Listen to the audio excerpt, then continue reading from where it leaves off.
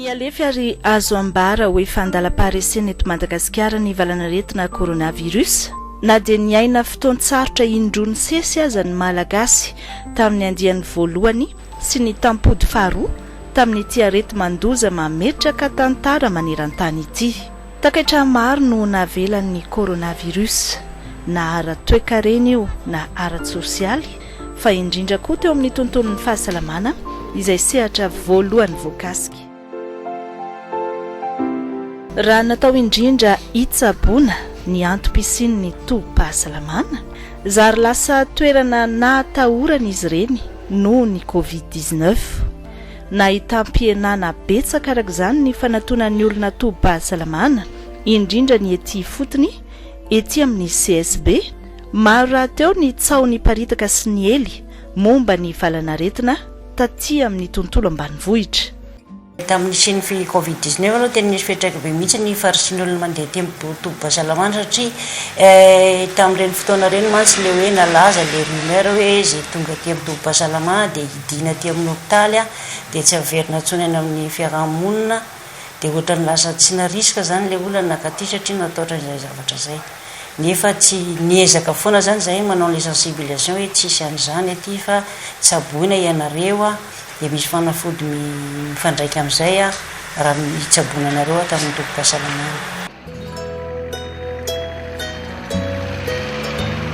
Ny iverenan'ny fiainan'ny mponina amin'ny laoniny ahafahany vahoaka misitraka fitsaboana sy tolotra ara-pahasalamana sahaza eny anivon'ny hôpitaly sy ny tobim-pahasalamana fototra na ny CSB no tanjon'ny fitondram-panjakana sy ireo mpiara-miombona antoka amin'izao fotoana.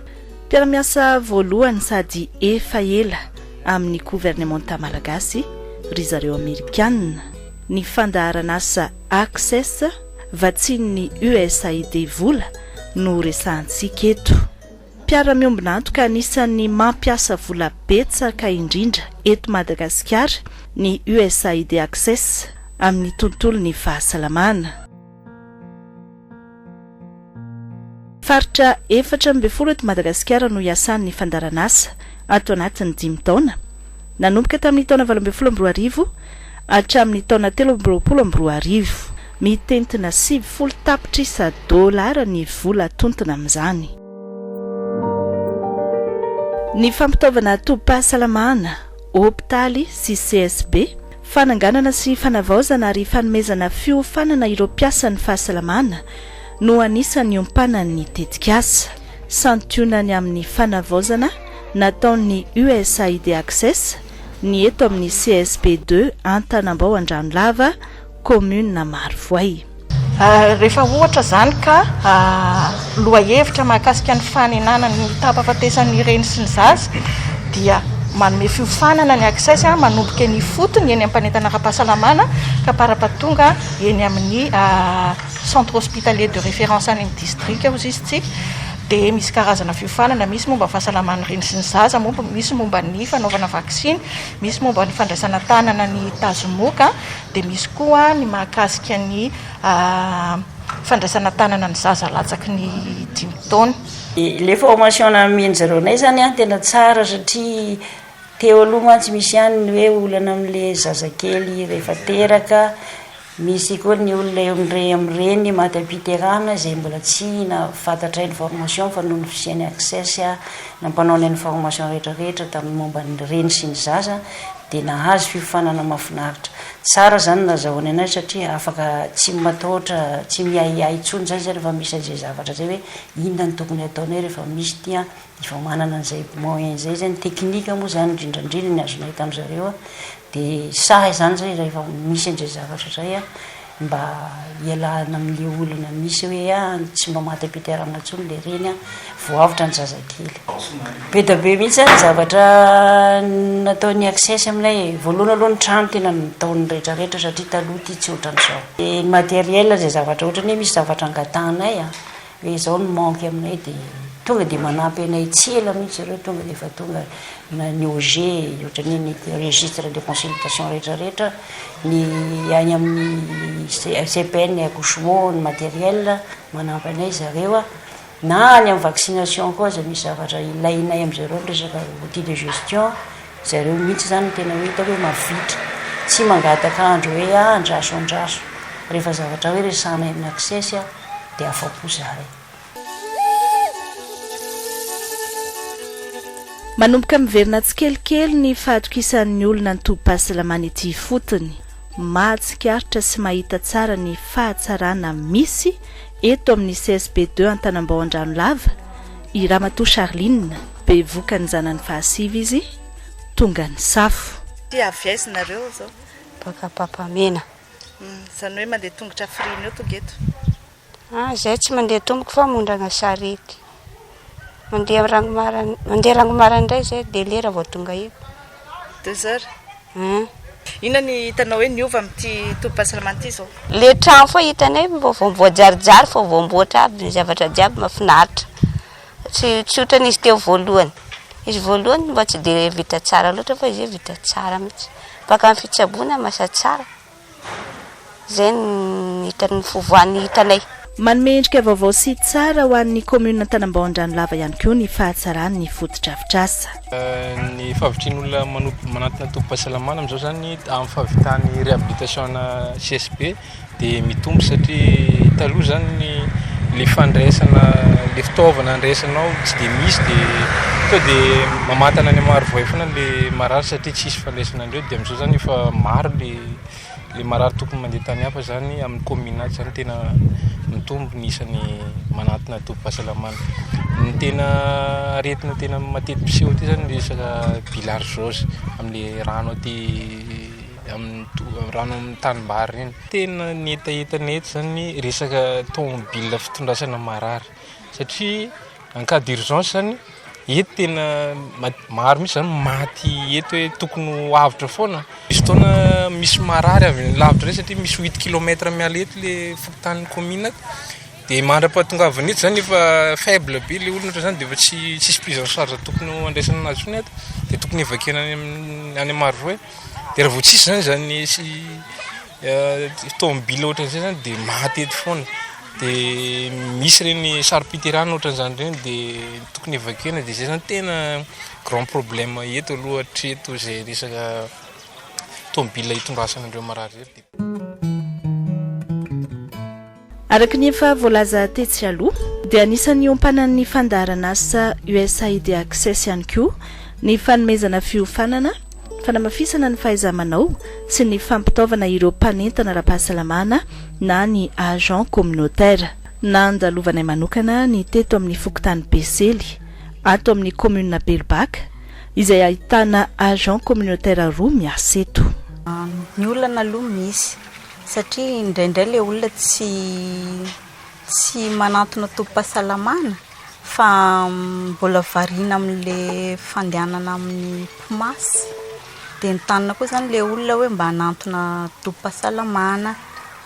Mitety tokantrano mandondona isam-baravarana mihitsy ny mpanentana ara-pahasalamana manao ny asany, manadiady, manoro hevitra sy mampianatra toy ny fampiasana fanabeazanaizana, andrindrana ny fiterana, ny fanaovam-bakisiny ny zaza sy ny renim-bevoka, ny fampiasana lay misy odi-moka sy ny hafa rehetra manodidina ny fahasalamana. Nitsidika ny tokantranon'ny Patricia indrindra ny mpanentana ara-pahasalamana teto Besely tamin'ny fandalovanay. Araoany hoe toy ny ahoana zany asana mpanentana ara-pahasalamana zany? Mila matory anaty lay foana tsika. Indraindray tsika mafana dia hoe zay tsy hampiasa lay. Tsika eto zao manadary le tazomoka dia mila matory anaty lay foana tsika. Asisika tsika tsara mahazo amin'ny fa tsika mienjana tsara. Fa ankoatra ny fitetezana tokantrano toy ireny dia misy itony toerana voatokana itony ihany koa andraisan'ny agent communautaire ireo olona mila hevitra na hizaha fahasalamana amin'ny aretina tsotsotra toy ny pneumonie, ny tazomoka tsotra, ny areti-pivalanana na ihany koa hanao fanabeazanaizana. Sendra Andramatoa Elizade koa izahay teto. Efa mananjanaka 2 izy ary nanapa-kevitra ny hanao fandrindram-piterahana.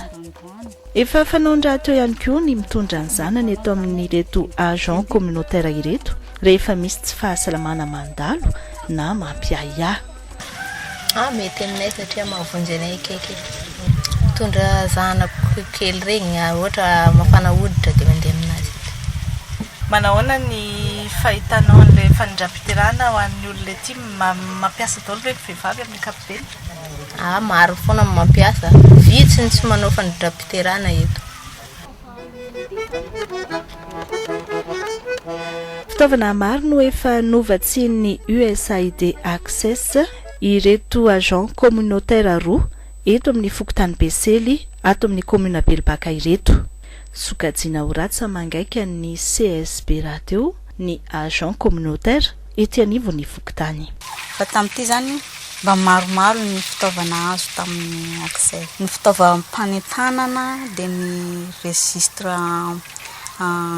RMA dia ny registre ny marary dia ny karatra ny miendrika salama sy ny ankonana salama nazo cartable ihany koa hitondrana entana. Raha izay ny mikasika ireo agent communautaire na ireo mpanentana ara-pahasalamana, mbola anisan'ny tena goavana ataon'ny USAID Access ihany koa ny fampitaovana ireo hopitaly sy ireo CSB. Efa nahazo anjara tamin'izany ny any amin'ny faritra Tsinanana, Nalanjorofo, Vatovavy, Fitovinany ary ny Atsimo Andrefana. Fa eto kosa dia anjaran'ny faritra Boeny sy Sofia no nandray ny azy. Ireo hopitaly sy tobim-pahasalamana fototra ato amin'ny faritra Boeny sy Sofia no hisitraka ireto fampitaovana ara-medikaly maro, raitra sy tsara kalitao izay tazantsika amin'ny sary ireto avy amin'ny USAID Access. Mitentina iray faingo 5 tapitrisa $. $1,500,000,000 no tetibidin'ilay fitaovana. Ao anatin'ilay izy zany dia tena hoe fanatsarana manaraka an'ilay hoe paquet minimum d'activité eny amin'ny CSB. Dia ao anatin'io zany misy ny fanatsarana ny tolotra rehetrarehetra, misy ny lit d'examen, misy ny fitaovana fanaovana diagnostika rehetrarehetra, fitaovana koa entina manampy amin'ny resaka fanatsarana ny fahasalaman'ny reny sy ny zaza. Dia misy kit d'accouchement zany ao, dia misy kit de diagnostic, misy kit de réanimation koa mba hampidinantsika an'izay tapafatesan'ny reny sy zaza izay tena hoe tanjona ngeda be an'ny Access. Dia nanampy antsika ny programme tamin'izay nafana nanadiady namatatra sy nanatsarana foana zany le fomba fandraisana an-tanana teo izy nanoana ny piasan'ny fahasalamana. Mbola nisy ihany koa ny fiarahana tamin-drareo tamin'ireny le Covid ireny, resaka vaccine. Fa raha nanao tsika tamin'ny vaccine premier dose tena nanoana tsika tamin'ny voalohany ny Access. Dia tsy vitan'ireny koa moa fa mbola nitrotro an'ireo lay prestataire tao anatin'ilay vaccinodrome zany no nataondry zareo tamin'ireny fotoana reny. Ikan'izay zany nitondra fahasoavana be ho antsika, ny fanampiny antsika sy ny fanomezan-tanana teo amin'ny piasan'ny fahasalamana sy ny programme Access. Mamaly indrindra ny filan'ny vahoaka sy ny mpitondra aty amin'ny faritra ny fanampiana ara-pitaovana toy izao, hoy ny governoran'ny faritra Sofia. Eto amin'ny teny amintsika fa raha tsy misy ny fahasalamana tsy misy zavatra vita. Sans santé sans développement, sans santé sans action. Ka ny fahasalamana zany no ambony indrindra amin'ny fiainantsika olombelona. Ka mitondra vahoaka ny ataontsika dikan'izay zany tokony zavatra vaindohan-draha raha voalohany dia ny fitandrona ny fahasalamana vahoaka izay hoentiny. Ny tsabo mety ho isy, ny trano iasana mety ho isy, fa kanefa raha tsy misy ny fitaovana izay ampiasaina dia zava-poana ny fisian'ny mpitsabo sy ny fisiany tranona fotodrafitrasa izay ahorina eo. Dikan'izay zany fahazahoana izao fitaovana avy amin'ny namana ao amin'ny programme USAID Access zao dia voalohany indrindra hitondra ny fahafahana mampandroso izay fahasalamam-bahoaka hatrany amin'ny toerana izay farany lavitra indrindra zay ary koa mba hampitovy lenta ny amin'ny renivohitra sy ny any ambanivohitra ho an'ny vahoaka malagasy rehetrarehetra. Ka ny isorana eto zany ny fitondram-panjakana Amerikana izay miasa miaraka ao amin'ny programme USAID Access isorana koa ny fitondram-panjakana malagasy izay soloany ministry ny fahasalamana tena ary eto zany ny tenanay no mitondra teny ho an'ny vahoaka rehetrarehetra izay misitraka any amin'ny faritra Sofia ary ny ato amin'ny faritra Boeny satria tsy nizara asa ny tenanay fa dia makasitraka tanteraka amin'ny fahazoana zao fotoana. Ny olana saika itovizana ny tsy fahampian'ny fitaovana izay zany tena olana. Ny mpitsabo araka ny teneniko manana ny faritra Sofia fa ny fitaovana zany ny tena olana ka ny fahazahoana fitaovana zao dia manampy betsaka ary mamaha an'izay olana ara-pahasalamana. Ho avy tsy ho ela ihany koa ny fampitaovana ho an'ireo tobim-pahasalamana any amin'ny faritra Idiana sy Sava. Iray ny tanjona ho an'ny fandaharana asa USAID Access sy ny ministeran'ny fahasalamam-bahoaka dia ny fanatsarana ny kalitaon'ny tolotra ara-pahasalamana sy ny fitsaboana eto Madagasikara indrindra ho an'ireo olona marefo ara-pivelomana sy ny ety amin'ny tontolo ambanivohitra. Fiaramiasa sy fiarahamonimboanantoka matotra sy maharitra izay fehezin'ny roton tamin'ny hoe Prahalamianala anatin'ny fanatanterahina ny velorano fahadimy an'ny filohan'ny Repoblika Malagasy Andry Rajoelina dia ny fahasalamana ho an'ny rehetra tsy hanavahana salantaona.